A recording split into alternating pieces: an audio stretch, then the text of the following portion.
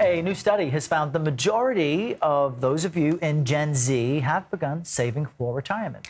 Now, this generation, as you're following all these different letters and generations at home, that's comprised of people born between 1997 and 2012.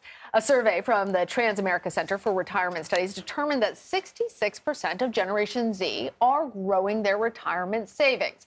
Although that's a smaller percentage than previous generations, members of Gen Z are saving sooner than those older than them. That's very good news. That is interesting. Now, according to the same survey, the median age at which Gen Z investors start saving for retirement is only 19 years old, which is 6 years younger than us millennials and around half the age of baby boomers.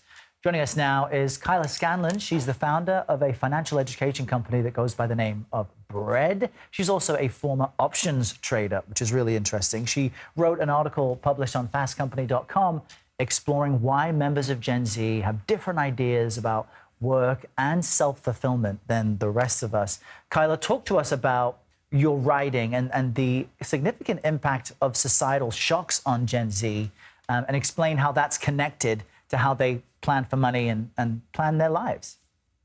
Yeah, I mean, Gen Z has been through a lot. Like I discussed in the article, the oldest Gen Zers were born during the dot-com bubble, and then shortly after that experienced the Great Recession, and then shortly after that went through the pandemic. So I think for a lot of Gen Z, they're trying to figure out where their passions lie and what sort of jobs will support their passions. But in the meantime, employers do have pretty good retirement plans, and they have different matching programs as well. So I think the younger generation is taking advantage of that. So I want to understand what these tips are, because you write that there's almost nothing that Gen Zers want to do in the way that it's been done before. How do they want to do things in terms of making money, and what are the tips that you can offer? Yeah, I mean, I think that's like a super hard question, is like, how do we sort of structurally change things? I would say that we're able to do things a little bit differently just because of social media, just because of the internet. So you see a lot of people like me, like I was able to monetize a passion that I had, which was financial education. And so if you have a hobby or if you have something that you really, really care about, you're able to go online and potentially make money from doing that. And so I would say a lot of the younger generation takes advantage of just different income streams, different side jobs like that, that enable them to have a little bit more financial freedom. And Kyla, since you've been diving into this, what advice would you give to other members of Gen Z? Because I've seen even on TikTok, they seem to really like the professionals who say, no, don't follow your passion in life. Follow what you're good at, monetize it, and then get back to your life, which is a much different way of thinking than those of us who are older. What guidance would you give as far as what the data is showing you works?